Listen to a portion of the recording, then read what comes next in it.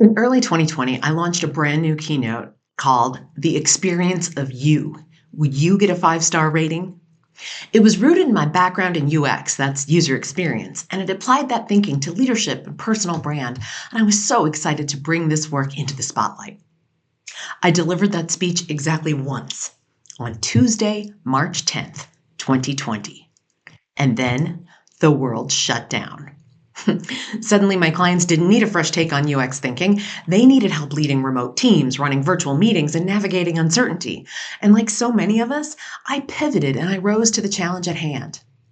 But now, after all that detouring and adapting, I'm circling back and I'm finally owning something that I have always known. UX thinking is not just for tech teams. It belongs to leadership. It belongs in how we lead because we're leading humans and we need to design the experience for those humans of our leadership. So today I'm sharing that journey with you and I'm inviting you to think maybe about what you've left behind that's ready to come forward again. So let's start with a little bit of the backstory. Now, if you've listened to episode 1 of this podcast where I tell my career story, you know that my career has always woven through leadership, communication, and technology. Early in my career, I worked for a telecommunications company. It was a startup company that did products for hospitals that integrated lots of different databases and different tools that they had in their hospital systems with their phone system. And it was revolutionary. It was a brand new system and it was exciting. I would go out into the field and I would train those users, those end users on how to use our product.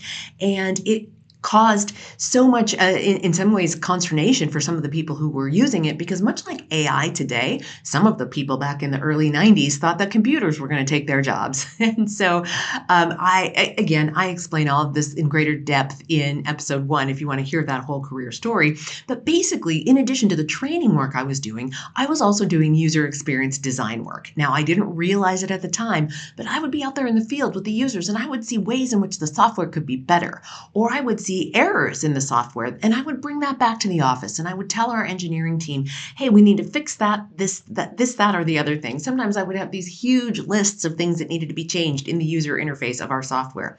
And our engineers, let me tell you, they were so exasperated with me because they were still working on the low level stability of the system. Because, if the hospital's phone system goes down, well, patients' lives are literally on the line. They need that phone system up.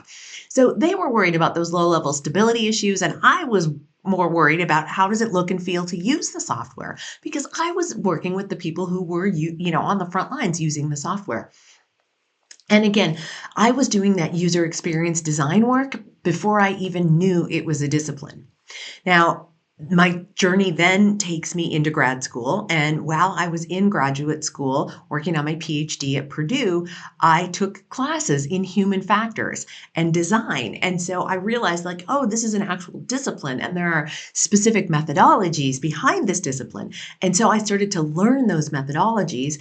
And again, it fits so nicely with everything else that I was doing, because if you know my career history and my education history, you'll know that I wrote my dissertation on virtual team communication way back in 2001, when I like to joke that nobody cared. And it's not quite that nobody cared, but I was on the forefront of studying how communication and technology and leadership all commingle in the modern organization. And again, I was quite a ways ahead of the curve on that. And I certainly didn't think it was going to take a global pandemic to bring those things together in the way that it did. I thought it was going to happen more organically and much sooner than in 2020. So again, this has always been part of my DNA in my career, like the user experience side of things and the human factor. So again, I got a chance to study that from an academic standpoint when I was at Purdue working on my PhD. Then next step, University of Minnesota, where I'm a college professor, and I actually got to teach classes on user experience design and be on boards of directors and different places where I actually got to use those skills alongside my other skills and my teaching skills.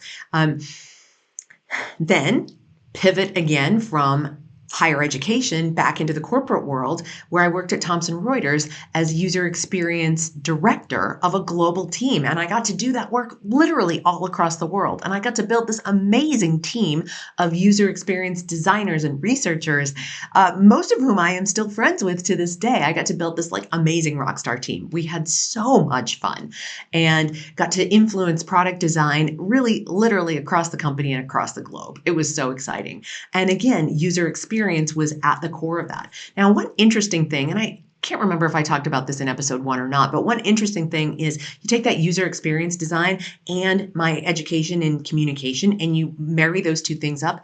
I was able to get stuff done in that very large corporation in a way that sometimes other people just couldn't do, because I understood the politics of organizations and I understood how to communicate effectively in organizations to get the UX work moving forward. And again, I was doing politics with a lowercase p in order to make things work inside of a large organization. And of course, the things I was trying to make work were getting the products to be more user-friendly and designed for the humans who are going to be using them. But at the same time, I was using that same skill set to influence and to lead and to create relationships in the company. I was using those same core UX frameworks in my human interaction. Now, in 2019, so again, now we're going to jump again. So I've left higher education and I've been running my own business for, gosh, at that point, close to 10 years, solid 9 years. I had been doing the work of keynote speaking, executive coaching, and corporate training. So I'd been in the trenches of this work for probably close to a decade at this point. And in 2019, I realized, oh, my user experience knowledge that has been so foundational to much of my work is just really not showing up in my work in a way that it could. And so in 2019, I started working with a phenomenal speech coach to pull that information out of me and integrate it into my work. And that's where the speech, the experience of you, that keynote, that's where that came from. And so I was working on that in late 2019 and early 2020. Now, again, I got the opportunity to deliver that for the first and only time in that format right before the pandemic happened. Now, that keynote was positioned to really elevate the UX thinking and the communication skills that I both know so well. It brought together leadership, perception of how we are seen by others, which sometimes is more powerful than the actual reality of what we're doing. People's experiences of us are filtered through their own perceptions. So it brought together leadership, perception, and UX thinking together in that same speech. And then everything changed. So I was in Texas delivering that speech when I basically got the heads up call. One of the government agencies that I work with was, on the leading front of knowing that everything was shutting down. And they called me while I was in Texas and they said, hey, that work that you do on virtual teams and managing at a distance, which of course was in my back pocket, but I wasn't using it very often. Well, they said, we're need you for that. And I was like, well, I'm in Texas now. And they said, well, how fast can you get back here? And I said, well, my flight's tomorrow. And they said, can you come after you land? So literally, I was on the ground in a government agency teaching them as fast as I could how to manage at a distance and how to pivot their whole organization to send people to work from home. Now, that's what was needed in the time. My clients needed virtual communication, remote leadership, hybrid management, all of that. And of course, I wrote my dissertation on virtual team communication back in 2001, as I joke, that when nobody cared. Now, the content was in my back pocket for what my clients needed starting on March 15th, 2020. I knew that work inside and out because I'd written my dissertation on it and because I'd always kept my finger on the pulse of that research. Now, I taught that content occasionally, and that's why one of my government clients knew that I, knew exactly what they needed. And so I delivered that program to them. And of course, it was a variation of some other work that I had been, sharing with clients occasionally, but not exclusively. And then, of course, when the pandemic hit, it was pretty much exclusively all I did. I called up all my clients and I said, hey, how can I help? And then for the next several years, I was booked solid, delivering programs on how to be productive at a distance, how to lead at a distance, how to effectively communicate across space and time, how to build relationship when you're working across a distance, and all of that. So starting in mid-March 2020, that's what was needed of me. And I pivoted so successfully to meet those needs. In fact, I had some guilt about success because a lot of other keynote speakers, well, their businesses were falling apart. But I had this unique knowledge that situated me perfectly for a global pandemic. But still, UX thinking at that time moved back to the background, not to the forefront, as I had just been planning. So, you know, those moments where like you're working on something you're so excited about, and then something changes in the world and it just gets squashed. Maybe your boss tells you, no, you can't go in that direction. Maybe the marketplace changes, whatever. But that's what happened to me. And it was necessary for me, for my clients, it was necessary to rise to the challenge at hand of what the world needed at that time. But it was also a detour. Because remember, I had just spent all this time, money, effort, recultivating that in late 2019 and early 2020 and working it back into my content. And then, it was so disappointing. I had to set it aside. Now, let's come full circle. Here we are in the middle part of 2025. Over the past year, I have been challenged to say, how am I different from other people who speak on the future of work? How am I different from others who talk about return to office, who talk about how to navigate hybrid workspaces, who talk about all the things that I am talking about? So I was challenged recently. Well, not quite recently, but like 6 months ago. I was challenged by being asked, what's my differentiator in this future of workspace? And it was clear as anything to me, my differentiator is UX thinking. But then when I looked back over my website and my speaker demo reel and all of my assets, that UX thinking was nowhere to be seen.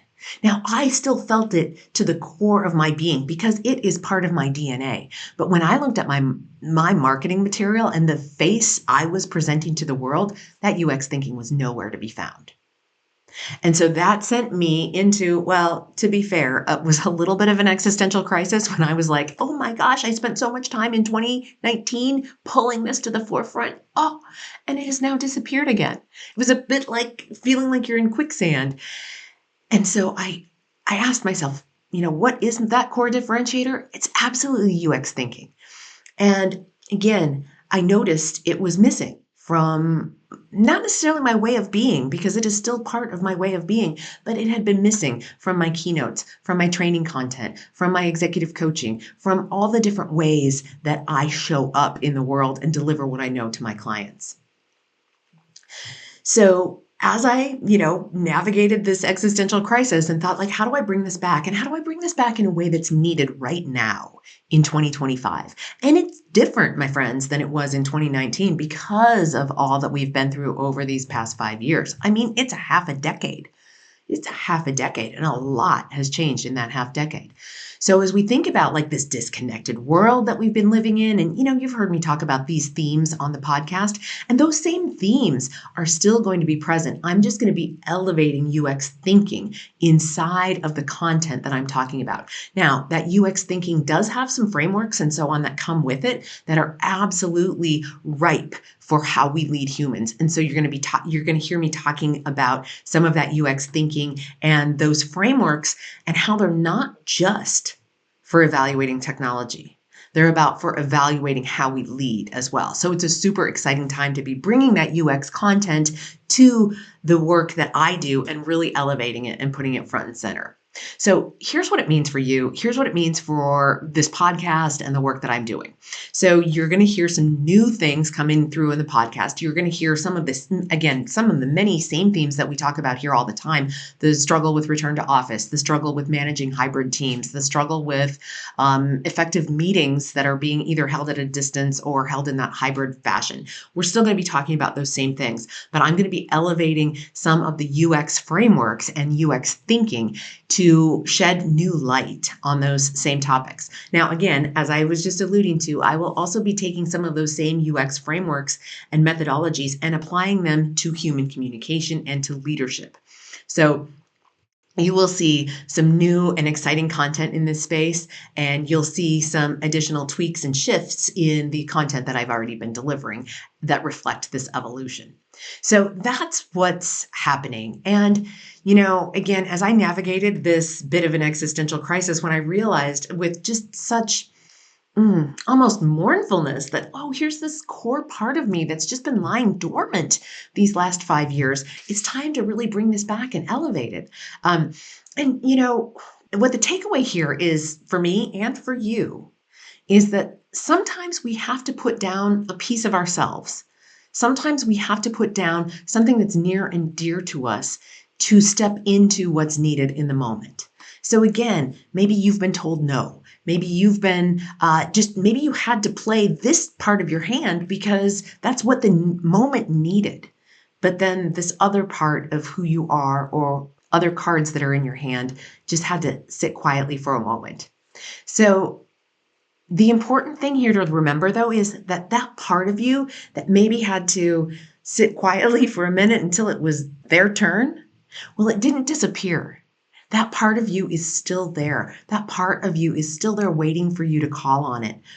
Maybe it's not quite time for it yet, or maybe this conversation is making you realize, it is time. It is time for me to bring that back. It is time for me to elevate that part of my identity or that expertise or industry knowledge or work experience that I had in the past. It is time to elevate that. So again, I want to frame this as an invitation for you. Is there some part of your experience, your background, your expertise that you've let go quiet? Or maybe it needed to go quiet because the market needed something else from you, or the people that you lead needed something else from you. Is there a part that it's time to bring back, that you are ready to step back into more fully so that you have the full, authentic freedom of self-expression that is you, that is your leadership, whether you're leading from the side or whether you're leading from the top of the organizational chart? What would it look like to bring that back and to fully own that part of your professional story more completely? I want you to take some time after you're done listening to this podcast to go for a walk in the woods or to be out on the water or to just reflect quietly with a blank sheet of paper in front of you. I want you to take some time for you to internally, really, and deeply ask yourself that question. Is there something that it's time I bring back in order to be the fullest, most authentic expression of myself as possible? So, my friends, you now know where I'm headed, and I'm glad you're here with me. Again, you're going to start to hear me talk more about UX thinking in the show and more of my frameworks and strategies about how we connect technology, leadership, and the human experience together in the workplace. You're going to hear more of that. So here I am, reclaiming what I started years ago and building on that foundation with more clarity and more conviction than ever. And I hope it gets you thinking. I hope it gets you thinking about what part of your experience or identity have you been holding at arm's length? Something that you once believed in that's asking for another chance, or something that was once a bigger part of you that needed to go dark for some reason, and now it's time to bring it back. If this episode sparked something in you, I'd love to hear about it. If you get my weekly emails, you can just hit reply to that and tell me about your experience. Tell me about what went dark for you that you're now bringing back. If you don't get those weekly emails, you can sign up for them on my website at janelanderson.com. You can also find me over on LinkedIn. Drop me a note there. If you haven't already, please hit subscribe on whatever podcast platform that you're listening to this on. And if you're over on my YouTube channel, heck, you're going to notice the upgraded visual experience of the podcast. My studio got a lighting upgrade, and Oh my gosh, it is like night and day difference. And if you're not following me over on YouTube, if you have not subscribed to my YouTube channel, you're going to want to go over to youtube.com/Janel Anderson PhD and like and follow me there. And then again, you get a picture of the upgraded studio lighting. Oh man, I feel like I'm in a spaceship. It looks so cool.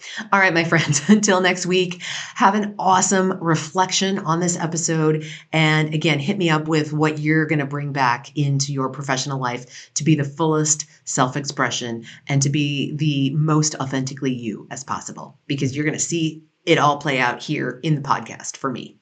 All right, take care, my friends. Be well.